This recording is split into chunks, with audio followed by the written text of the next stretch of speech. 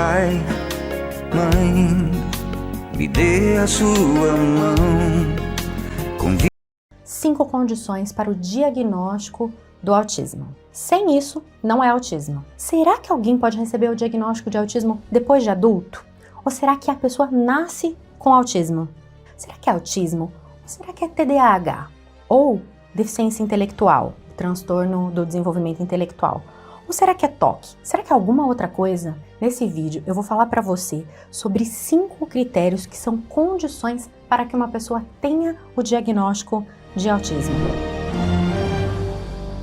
Ele teve diagnóstico lá por volta dos 10 anos de idade.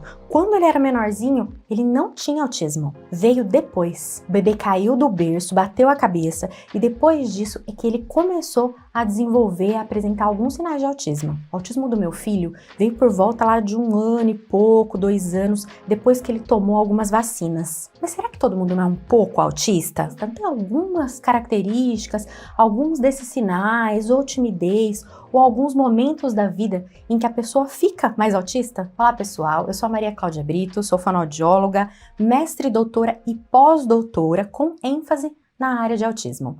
Existem 5 critérios que precisam ser preenchidos, que precisam estar ali presentes para que a pessoa receba o diagnóstico de autismo. Em 1943, Leo Kanner publicou um estudo onde ele falava sobre 11 crianças com características muito específicas, descrevendo ali o que hoje nós chamamos de transtorno do espectro do autismo.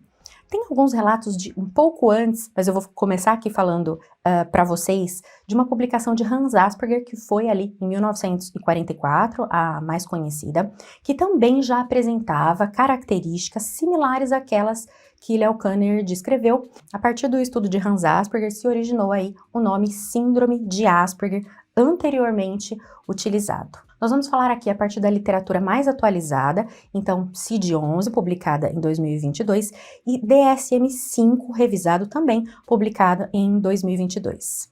Nesses manuais é utilizado o termo transtorno do espectro do autismo.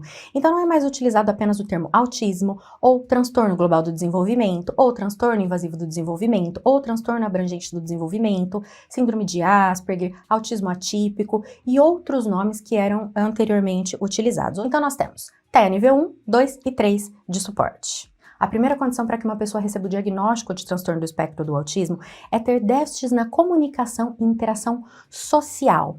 E a gente não está falando só de fala, de desenvolvimento de fala, de linguagem oral. Nós estamos falando, né, digo isso porque muitas vezes o atraso de fala é uma das primeiras características que chama a atenção dos pais, inclusive por isso fonoaudiólogos estão entre os profissionais que mais recebem as crianças com suspeita de autismo por causa das dificuldades ou do atraso no desenvolvimento da fala.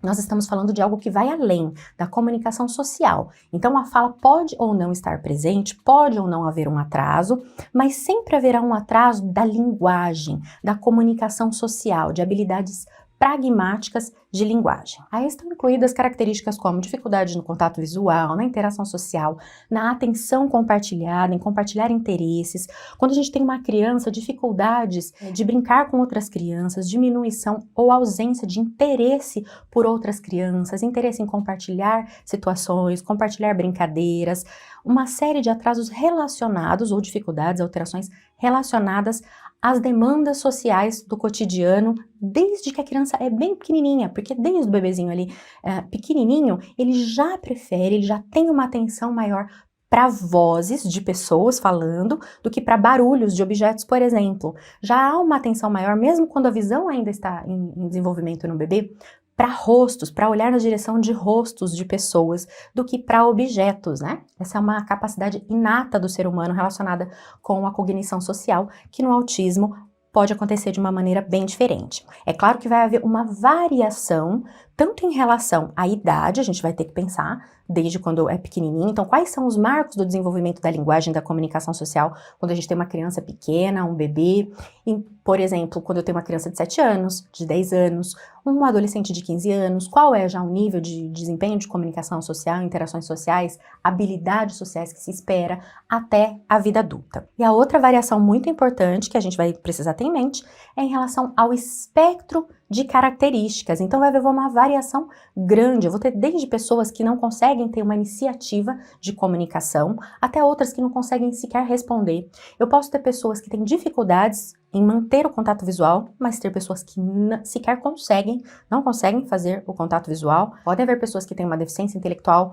importante, associada, ou eu posso ter pessoas com uma excelente capacidade cognitiva, mas todas elas precisam ter alteração na comunicação social. Se não houver algum prejuízo nessa área, não é autismo. A segunda condição se caracteriza por comportamentos, interesses e atividades restritos, fixos ou repetitivos.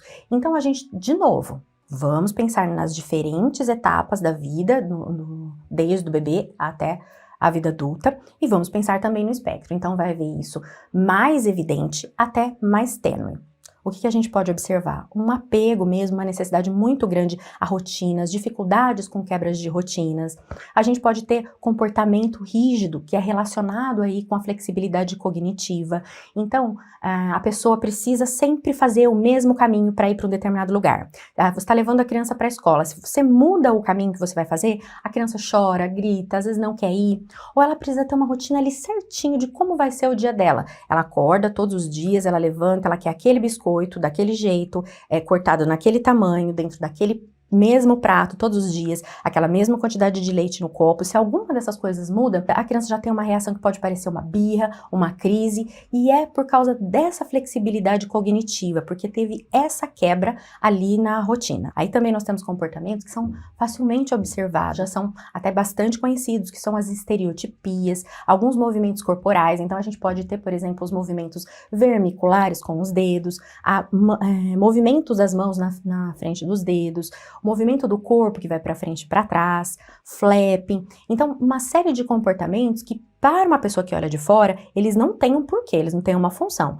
Mas para a pessoa com autismo tem sim uma função, mesmo que seja exclusivamente autoestimulação. É aí também que entram os hiperfocos, né? Quando às vezes a criança tem um super interesse em uma determinada área. Então eu tive um paciente, um acidente de avião com um legacy, já faz bastante tempo esse caso, mas chamava muito atenção porque ele sabia tudo o que havia acontecido no acidente, ele sabia os nomes de todas as peças do avião, todos os envolvidos, tudo que tinha acontecido. A gente também tem crianças que têm um interesse muito grande por política, crianças que sabem os bordões, as frases que são ditas, os números, tudo relacionado a cada um dos políticos. Crianças com interesse muito grande em insetos, então sabe o nome de todos os insetos, só quer brincar com insetos, fazer desenhos de inseto, ou dinossauros. Por exemplo, uma criança de 5 anos, com dificuldades para responder o nome dos pais, mas ela sabe o nome de todos os dinossauros, também o que cada um come, onde cada um deles vivia e todas as características. Alguns interesses incomuns também por objetos incomuns, por exemplo, pedacinhos de madeira, coisas pequenininhas. Então, às vezes, algo aparentemente não faz nenhum sentido para quem olha de fora. Às vezes, controle remoto, determinados objetos eletrônicos, a criança coleciona, dorme com objetos eletrônicos. Eu já tive paciente que dormia com placas de vídeo que vai dentro do computador, placas que são usadas em robótica, porque tinha muito interesse por essa área. A terceira condição responde a uma pergunta bastante comum entre as famílias, os pais e pessoas aí que ainda não têm conhecimento ou contato com o assunto, que é se esse autismo veio desde que a criança nasceu. É muito comum a gente ouvir relatos dos pais de que o autismo da criança se desenvolveu ao longo do tempo, ou que a criança falava até 1 aninho, 1 ano e meio. Então, o doutor ele falava até 1 ano de idade, ele começou a falar as primeiras palavrinhas, mamãe, dá, ele fazia tchauzinho. Aí, no aniversário de 1 aninho, a gente percebeu que ele deixou de fazer, ele não estava mais fazendo. Ou ali por volta de 1 ano e meio, 2 anos. O que também acontece muitas vezes, os pais vêm falar pra gente, o meu filho fazia tais coisas, ele falava já algumas palavrinhas, já fazia alguns gestos, apontava, fazia algum pedido com a mãozinha em direção àquilo que ele queria, e ele parou de fazer depois que ele tomou determinadas vacinas. O que acontece? Para estar no espectro do autismo, é absolutamente necessário que as características e que a condição venha desde a infância. Então a criança não vai nascer sem autismo e por algum motivo, como por exemplo, ou tomar uma vacina, ou cair, bater a cabeça, algo do tipo, desenvolver autismo. O autismo é uma condição inata, é um transtorno do neurodesenvolvimento. Mas na verdade, a criança tendo recebido o diagnóstico pequenininha, com 2 anos de idade, tendo recebido com 10, seja um adolescente, seja um adulto que recebeu o diagnóstico com 30, 50 anos, é necessário que haja aí as características, o autismo desde a infância, presente desde a infância. E aí, claro, os profissionais, nós temos instrumentos específicos para investigar isso, para investigar a história pregressa, para identificar, mesmo quando a pessoa é adulta, se essas características já estavam presentes desde a infância. Porque aqui nós estamos falando de um transtorno do neurodesenvolvimento, que é uma condição que acompanha a pessoa ao longo da vida. A condição número 4, para que a pessoa receba o diagnóstico de transtorno do espectro do autismo, é que essas características que eu estou falando para você tragam prejuízos para a vida da pessoa, para a vida diária, no cotidiano, seja nas relações sociais com os amigos, seja a relação conjugal, seja para arrumar um trabalho, a criança desde pequenininha, dificuldades em brincar com outras crianças da mesma idade, dificuldades escolares, dificuldades com o desenvolvimento da própria fala, da linguagem social, né, funcional. Então, como nós falamos anteriormente, há 3 níveis de suporte no TEA, nível 1, nível 2 e nível 3. Isso significa o quê? Que mesmo os casos mais leves, mais tênues, nível 1 de suporte, é necessário que essa pessoa tenha prejuízos na vida ao ponto que ela precise de algum suporte. Se ela não precisa de suporte nenhum, não está causando nenhum tipo de prejuízo, então não se enquadraria aí nos transtornos do espectro do autismo. É claro que aqui a gente precisa ter um olhar bastante cuidadoso. Você não vai, por exemplo, dar um diagnóstico exclusivamente baseado numa lista de sintomas, numa escala qualquer, sem avaliar contextualmente essa pessoa, qual é o contexto, a história de vida, qual é o funcionamento mesmo dessa pessoa no seu cotidiano, né? Como é que ela se comporta nos diferentes contextos, como tudo vem acontecendo na vida dela. Então, a gente sempre precisa levar em consideração. E aí eu quero chamar a atenção de vocês para um aspecto importante. Quando a gente tem o conhecido como autismo leve, que é o TEA nível 1, eu posso ter pessoas com uma excelente capacidade cognitiva, que lê, escreve, um adulto que trabalha, que se casou, etc. E que tem uma série de dificuldades e teve uma série de dificuldades ao longo da vida, mas que ele ainda não entende isso, que ele não compreende. Às vezes ele só se sente diferente, esquisitão, e ele não entende que ele viveu, algumas coisas que ele viveu, algumas dificuldades que ele viveu, são decorrentes das características de autismo. Então, por exemplo, uma festa de família. E aí ele vai nessa festa de família, ele faz um grande esforço para estar ali, para interagir, para conversar, mas ele não se sente totalmente à vontade, aquilo traz um cansaço, ele percebe que ele não se saiu tão bem, às vezes ele não entende as piadas todas que acontecem, às vezes ele não percebe porque que alguém, por exemplo, tá rindo dele, ou porque alguém faz algum comentário ali que ele não entende o que aconteceu. Ele percebe que tem alguma coisa, mas ele não sabe exatamente que é por causa das dificuldades sociais específicas do autismo, relacionadas com teoria da mente, com funções executivas, com a teoria da coerência central. E, por exemplo, no outro dia ele sente uma sobrecarga, um cansaço muito grande, porque ele fez todo aquele esforço para interagir. Mas, às vezes, por não entender tudo isso, não identifica os prejuízos específicos, as dificuldades que isso traz ao longo da vida. Então, veja que a gente vai ter algumas coisas, algumas sutilezas que uma pessoa leiga ou que não tem experiência pode ter dificuldade em identificar que aquilo traz e ajudar a pessoa com autismo a perceber também, quando a gente tem graus mais leves, tem a nível 1, de perceber também esses prejuízos e como lidar com eles. E a condição número 5 é que essas características não podem ser melhor explicadas ou não podem estar acontecendo em decorrência de um atraso global no desenvolvimento ou da deficiência intelectual, que é chamada no DSM-5 de transtorno do desenvolvimento intelectual. Por que não? Porque a gente pode ter uma pessoa, por exemplo, com deficiência intelectual, que é o transtorno do desenvolvimento intelectual, que tem também dificuldades comportamentais, que tem dificuldades de comunicação, só que elas não acontecem pelos mesmos motivos que acontecem em uma pessoa com transtorno do espectro do autismo.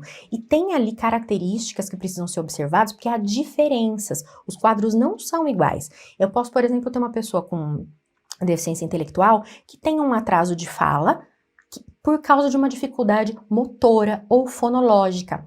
E até social também, mas o motivo dessa dificuldade de não perceber ali as questões sociais é também diferente de como é no espectro do autismo. Mas é importante que você saiba que existe o que a gente chama de diagnóstico diferencial. O que é o diagnóstico diferencial? Tem alguns quadros que são parecidos, que se confundem com o transtorno do espectro do autismo, que podem ser o próprio transtorno da deficiência intelectual, pode ser o TDAH, transtorno de déficit de atenção e hiperatividade, pode ser um mutismo seletivo, até pode ser uma apraxia de fala, embora eu considero que seja relativamente simples de você distinguir, tá? O profissional que tem experiência, ele consegue distinguir isso com uma certa facilidade, então ter sempre em vista que existe isso que nós chamamos de diagnóstico diferencial, então que o autismo pode ser confundido com outras condições, é preciso ser feita uma avaliação detalhada, cuidadosa, para observar se essas características que a gente veio falando aqui ao longo do vídeo e uma série de outras que existem, vou deixar aqui na descrição para vocês vídeos de sinais de autismo em bebês, em crianças, em adultos, para você que quer saber mais sobre isso.